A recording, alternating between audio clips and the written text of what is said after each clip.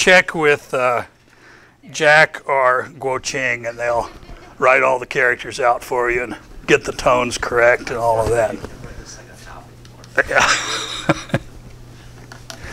Okay, so there's good news and there's bad news. The good news is that I've been here a week now and I'm over the jet lag, and the bad news means that now that I'm all rested up and over the jet lag, I can talk even faster and introduce more new terms for you than you can possibly understand in an hour. So what we're going to talk about today are apparent optical properties, now that you know about inherent optical properties. And then we're going to tack on something at the end called the BRDF that we'll define when we get there. And, you know, we have 35 minutes, so we'll get halfway through the lecture now, go have lunch, and then come back for whatever remains. All right, so to go back to this little figure, you guys are now the masters of inherent optical properties. And Ken has now told you what all you need to know about radiometric variables. And later this week, we'll tie these things together with the radiative transfer equation. But today, we're going to talk about apparent optical properties, all the things in the green box here. And what these are, AOPs are quantities that depend on the IOPs some way or another, and they also depend on the radiance distribution. So they're halfway in between. And the key, what you're trying to do is some way use an optical property that depends on the radiances or irradiances, but some way get information back about the IOPs.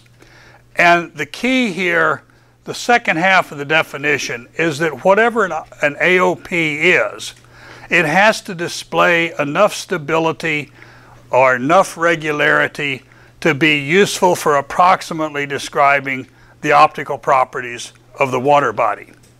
And so think of it this way. You know, we're out here in the water, we measure, let's say, downwelling plane irradiance in the water. Well, does that depend on the radiance distribution? Sure, you know, there's the definition in there. You integrate radiance over direction, you get an irradiance. So irradiances depend on the radiance distribution. Does the irradiance in the water depend on the IOPs? Yeah, definitely. You change the IOPs, you're going to change how much light gets into the water, you'll get a different irradiance. The problem is, if you just show me an irradiance spectrum, say measured at 5 meters deep in the water, I can't really tell you all that much about what was going on in the ocean.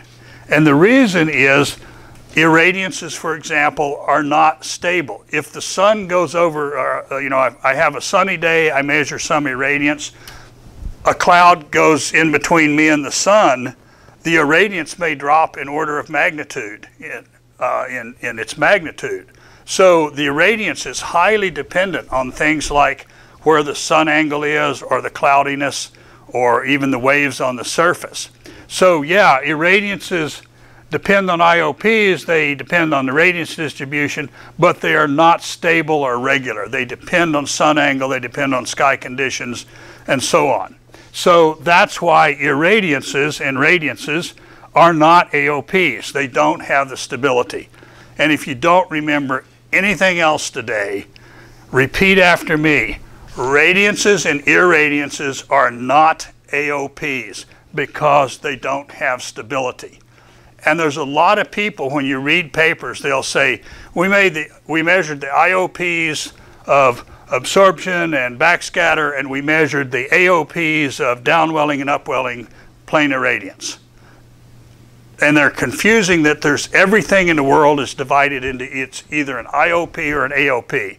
It's not. There's IOPs, there's AOPs, there's radiometric variables. There's some things, I guess, that aren't either one. So it kind of tells you that these guys really don't understand optical oceanography. Okay, so we're going to talk about all the things down here and see where this stability business comes into the game. Okay, the idea is to get a good AOP, and you can cook these up however you want, a good AOP should depend weakly on the external environment. That is, things like sun zenith angle, sky conditions, surface waves, and it should depend strongly on the IOPs. And then most of these AOPs, as we're going to see, they're either ratios of radiometric variables or they're depth derivatives of radiometric variables. And we'll see how that works. And historically, the reason these things got to being used was in the old days you didn't have AC9s and things like that. So IOPs were hard to measure even though they're easy to understand. And now this is a little less true today because we do have AC9s and backscatter meters and so forth. But the AOPs were easier to measure even though they're often harder to understand. So that's how they came into use, and they're still widely used and very useful. Conceptually, you could think in a perfect world, we would have this instrument that would just measure the radiance distribution, boom, and you're done with it.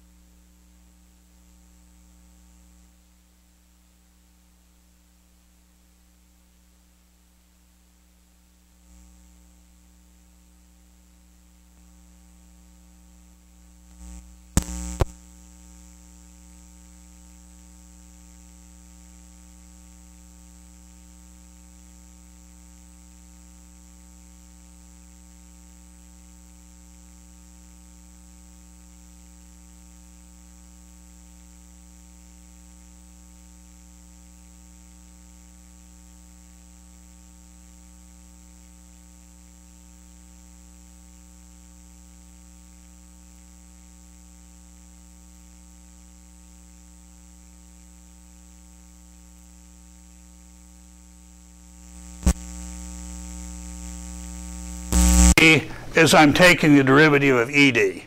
KU, I'm going to take the derivative of EUs. Or if it's K for LU, you know, the upwelling radiance, I'm going to take the derivative of LU, and so on. So any radiometric variable, you can define a corresponding K function, and then here you see that those different K functions all depend differently near the surface, but then they all come together if you go deep enough. Colin? I don't think you defined the net downward. Yeah, I didn't. I just commented that net was, Showed up twice today, so I think it's worth yeah. noting down. So E net is ED minus EU. And where that comes from, you remember, irradiance is radiance weighted by a cosine theta,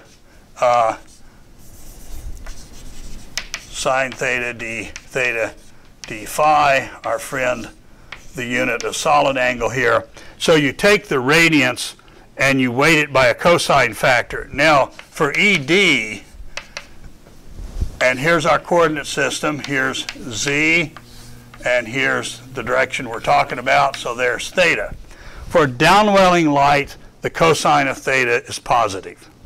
And we don't have to put any absolute value sign there, it's positive. So that's the way we define ED. For EU, and for ED, we're going to integrate from 0 to pi over 2 on theta, and then 0 to 2 pi on phi. But the point is, we're going to integrate the radiance for all the downwelling directions, and that gives us ED. Now, if I want to compute EU,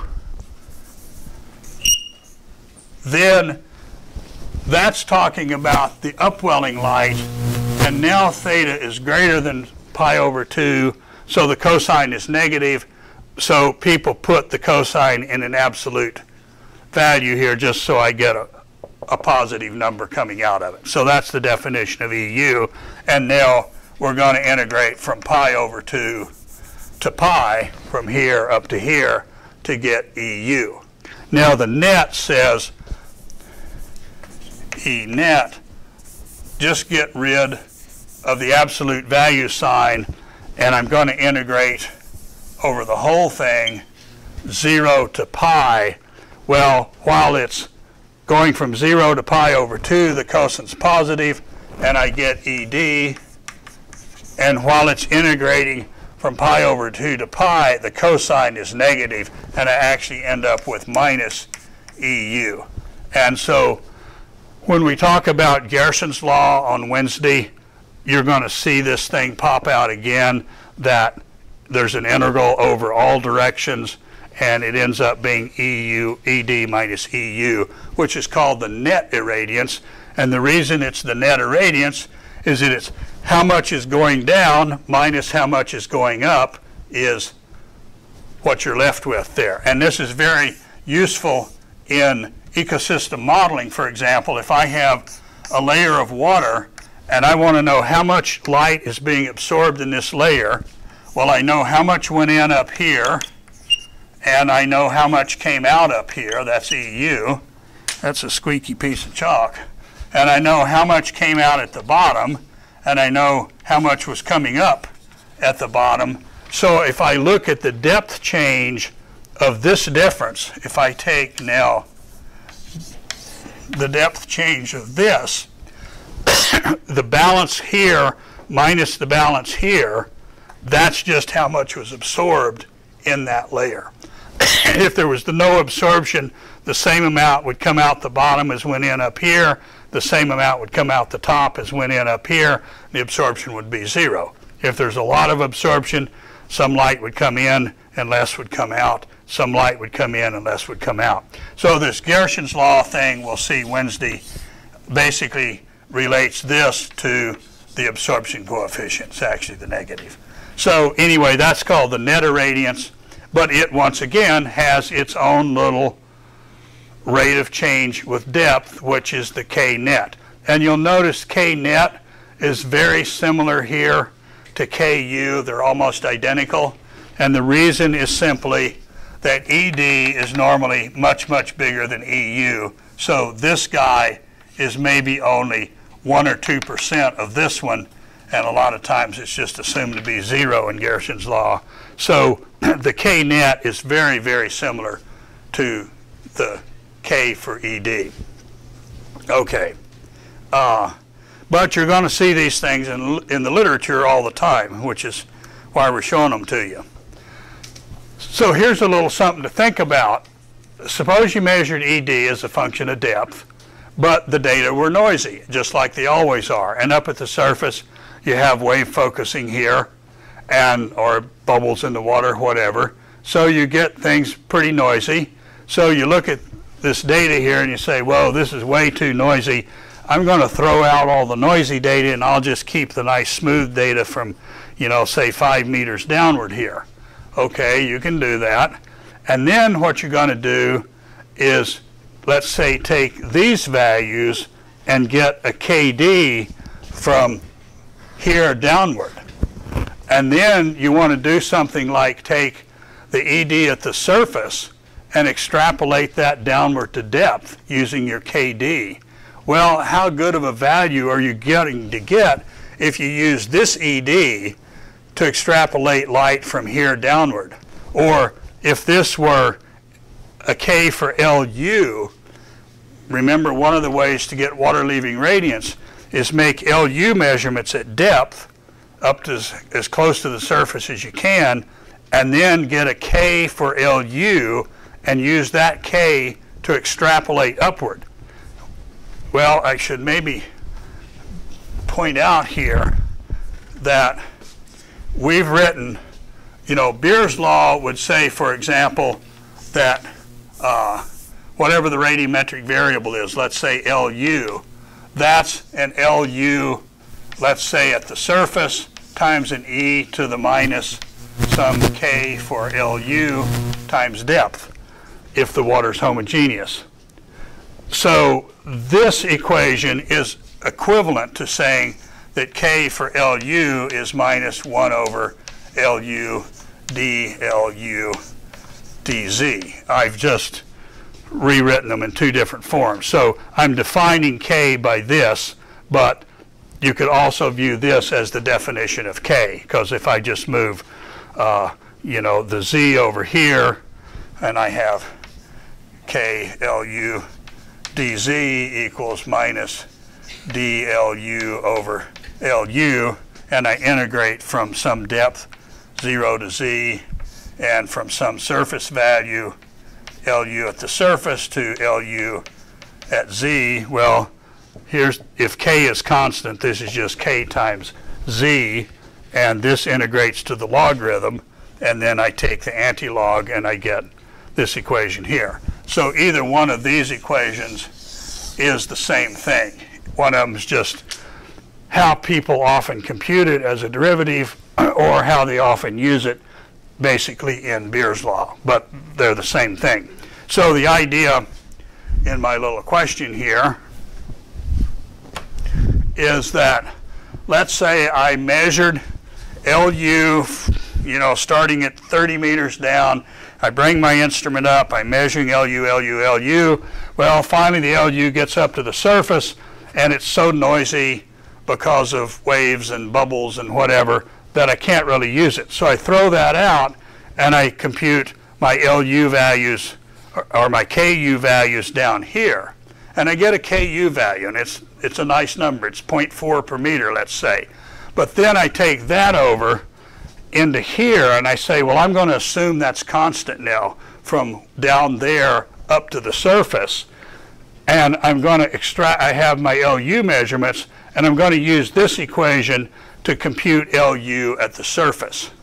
Well, how good of an estimate of LU at the surface are you going to get from your measured LU at, say, 5 meters down, or 1 meter, whatever it is, and then an e to the kz thing? If we wanted to write LU just below the sea surface is now going to be LU at, let's say, 2 meters depth, e to the minus, e to the plus KLU times the depth here is now 2 meters. So I measured this, I've computed that from down below, and I'm going to plug in here and get LU below the surface. Is that likely to be a good LU value just below the surface? Probably not. Why? Because K values depend on depth, and the K value down here is probably not the same as the K value up near the surface. So you look at this. If I had computed, let's say, here's where did KLU go, the yellow curve. So if I started at, let's say, 5 meters depth, looking at LU profiles, and I couldn't get any values closer than, say, 3 or 4 meters to the surface, I would conclude that this is the KLU value that I'm going to plug into that equation there. But really, KLU up near the surface might be significantly different. So that's what makes this business of making in-water measurements up to some depth, 1 meter, 2 meters, 5 meters, whatever, and then trying to extrapolate those up to the surface. That's a really iffy and hard to do thing. And there's very good people have spent a lot of time trying to figure out how to take measurements from here downward and then guess what the real profile was coming back to the surface. You know, what kind of curve should I fit and all this? And the answer is they don't have a whole lot of luck coming up with a nice way to do that. It's just a hard measurement. Clearwater is not that. Yeah, Clearwater's always the easy one, but what are you going to do in the Damariscotta today? That's the problem. Okay, so kind of keep in mind that, you know, this business of using KD values or KLUs or whatever and trying to extrapolate either from the surface downward or from down here back to the surface, it's always kind of hard to do. And you always have wave focusing as long as there's waves on the surface. And wave focusing simply means that when the waves are tilted, sometimes the light sort of adds together and makes a bright spot. Sometimes it's kind of a dark area that's in the shadow. And wave focusing is what you see when you look on the bottom of a swimming pool and there's all these little patterns of light running back and forth on the bottom of the swimming pool. Those are the bright spots, and in between it's kind of darker. And so that's the general idea of wave focusing. And you're putting your instrument in there and making measurements for, you know, 1/10 of a second or a second or whatever it happens to be. You're getting all the effects of this wave focusing, which you may or may not resolve in your instrument depending on how fast it's making its measurements. Okay, another topic to talk about then is we've talked about the beam attenuation coefficient, A plus B. That's an IOP. We just talked about diffuse attenuation coefficients like KD or any of the other Ks.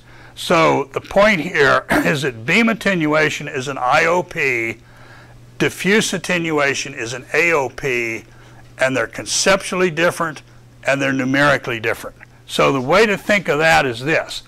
I'm at depth 1 here, for example, and here's another depth 2. The water is uniform, so it has a constant IOP. So beam C is 0.4 per meter, whatever it happens to be, but it's independent of depth.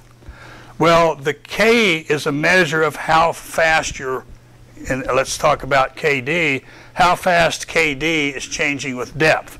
So if most of the light's going straight down, so let's say the sun's at the zenith, and I have some KD value here, I have some KD value here, I can take the difference and the difference in the depth, and I can get a KD value. Okay, life is good. Suppose the sun's out at 60 degrees so that most of the light going through the water is coming out at an angle. Well, I might have the same ED here, but by the time I get down here, the light has gone for a further distance through the water, so more of it's going to be absorbed, and this ED will be some number, but when I compute the rate of change of ED in going from here to here, less of this is getting through than here, so this KD is going to be bigger than this KD. Here I might have, going from here to here, maybe 70% of the irradiance got through, But here, going from here to here, maybe only 50% of the irradiance got through because of the longer path length. So this KD will be greater than this KD because this ED is greater than this ED, even if they're the same values here. But in both cases, the beam attenuation is the same. So you can see right there, beam attenuation is not equal to KDs, and KDs depend, remember, on the radiance distribution. So here the radiance is heading downward, here most of it's heading off at the side, so the KD is depending on the radiance distribution, whereas IOPs do not depend on the light field. Another way to think about the difference here is, suppose we have the sun at the zenith, so the yellow arrows show all the sunlight's heading pretty much straight down. Now, if I put a narrow angle detector here, like you have in your beam C detector, well, it's looking up, and it's going to see the light from the yellow arrow going into the detector, and that's contributing to my beam C measurement. If the light is scattered out of that beam somewhere along the way, I don't measure that light because the narrow angle of the detector can't see light coming in at this angle. So even though there's light scattered out of this beam, and this beam over here will have the same kind of light scattering in the same direction, this light here is not registered by the detector because it has a narrow angle field of view. So the light that's lost out of the beam is not measured, and so I get my beam C measurement. Over here, if I have a plane irradiance detector, then this beam would go straight through, it would hit the detector, contributes to ED.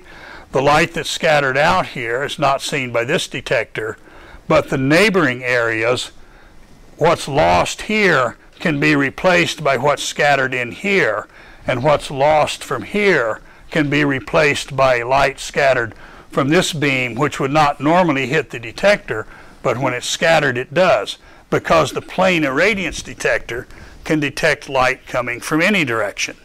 So the cosine detector collects light from its neighboring beams, and it's going to say more of the light got from here down to here than when I'm measuring beam C and just looking at one beam. So for the narrow beam, maybe only 50% of the light got through, and I get a beam C value that's fairly big. But for the KD measurement, maybe 80% of ED got from here down to my detector, so KD is less because ED is a bigger percentage. So beam C is always greater than KD. Just tuck that in the back of your mind. So, and there's physically why. So there's relationships that we probably won't go into here, but they relate things like KDs and beam Cs and reflectances and so forth that are often kind of useful. Okay, so message, IOPs don't depend on the radiance distribution. AOPs do. They depend on things like the direction of the light field, and beam C is always greater than a diffuse attenuation. Okay, so these things do get used less now than 20 or 30 years ago, and as Ken mentioned, one of the nice things about measuring ED in the old days is you could have a sensor here, an ED sensor. You could lower it in the water and measure ED. You could turn it around and measure EU. You could look at the ratio, and it doesn't depend on the multiplicative calibration factor. Likewise, when I'm measuring KD, so there's KD is minus 1 over ED d ED dz.